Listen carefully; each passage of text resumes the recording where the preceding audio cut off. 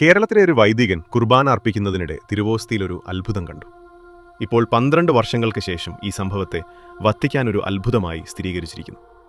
November 15, 2013 father Thomas അർപ്പിച്ച ദിവ്യബലിക്കിടയിലാണ് തിരുവോസ്തിയിൽ സ്വാഭാവികമായി എന്തോ കാണുകയും സൂക്ഷിച്ചു നോക്കിയപ്പോൾ അതിൽ യേശുവിന്റെ മുഖമാണ് തെളിഞ്ഞു വരുന്നതെന്ന് വൈദികൻ മനസ്സിലാക്കുകയും ചെയ്തത്.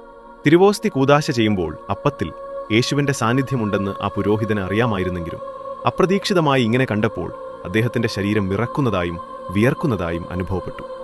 അദ്ദേഹത്തിന്റെ കണ്ണുകൾ നിറഞ്ഞൊഴുകി. ദിവ്യബലിയിൽ അപ്പം മുറിക്കേണ്ട നേരമായപ്പോൾ യേശുവിന്റെ മുഖം കണ്ട ആ അപ്പത്തിനു പകരം മറ്റൊരു കൂദാശ ചെയ്ത അപ്പമെടുത്ത് രണ്ടായി മുറിക്കുകയാണുണ്ടായത്. അടുത്തു നിന്നിരുന്ന ഒരു അൽത്താര ശുശ്രൂഷയെ കൂടി അടുത്തു വിളിച്ച് താൻ കണ്ടതൊന്നുകൂടി ഉറപ്പുവരുത്താൻ പുരോഹിതൻ ശ്രമിച്ചു. അയാളത് കണ്ട് അത്ഭുതപ്പെട്ടുപോയി. അപ്പം എല്ലാവർക്കും കൊടുത്തതിന് ശേഷം പുരോഹിതൻ തന്നെ ഇക്കാര്യം മറ്റുള്ളവരെ അറിയിച്ചു. ഇപ്പോൾ ഈ അത്ഭുതം കാണാൻ കണ്ണൂരിലെ വിളക്കനൂരിലേക്കേക്ക് വരുന്നത് ജനസാഗരമാണ്.